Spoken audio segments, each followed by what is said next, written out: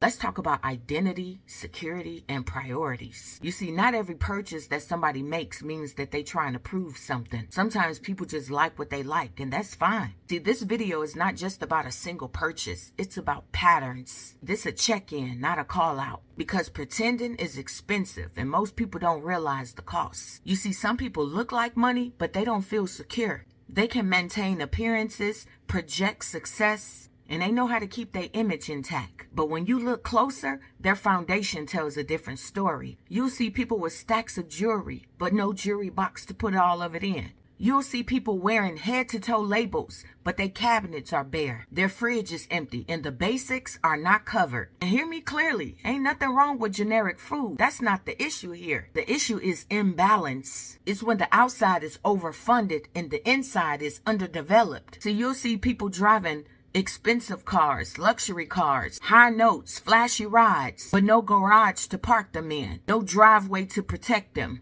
and no ability to maintain them when that vehicle breaks down. So the car looks rich, but the infrastructure does not match. That right there, that's a priority problem. Because wealth is not just about the things that you buy. It's about what you sustain. And here's the problem with it all. Because the things that actually matter most in your life, growth, development, stability, family, education, purpose, spiritual development, those are the things that they don't have money set aside for. You see, many people could fund appearance, but not what actually builds their future and lay a solid foundation. That's not because they're incapable. That's because priorities are misaligned. So when somebody has to consistently perform prosperity, it's often tied to insecurity and fear. Fear of being behind, fear of not measuring up, fear of sitting with themselves without all of the props. See, the Bible speaks directly of this. Proverbs chapter 13 verse 7 says, one person pretends to be rich, yet has nothing.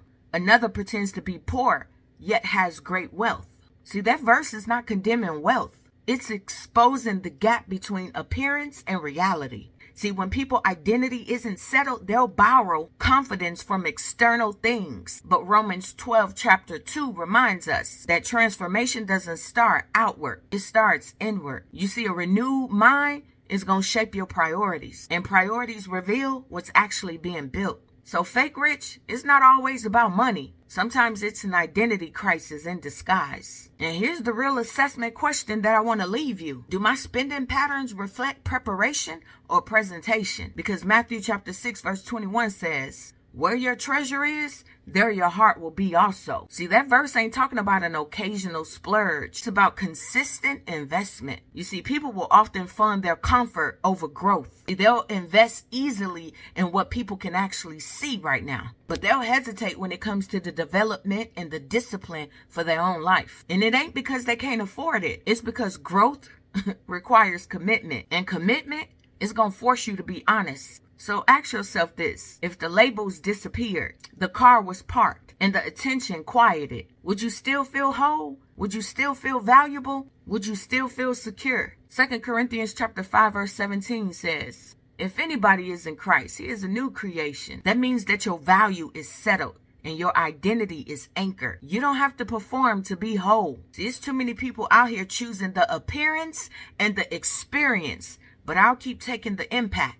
Because impact flows from identity, not image. And fruit, it never has an identity crisis. See, you don't need to floss. You need to be rooted. You don't need to look rich. You need to be secure. 1 Timothy chapter 6 verse 6 tells us, godliness with contentment is great gain. And when your identity is settled, ain't no need to pretend.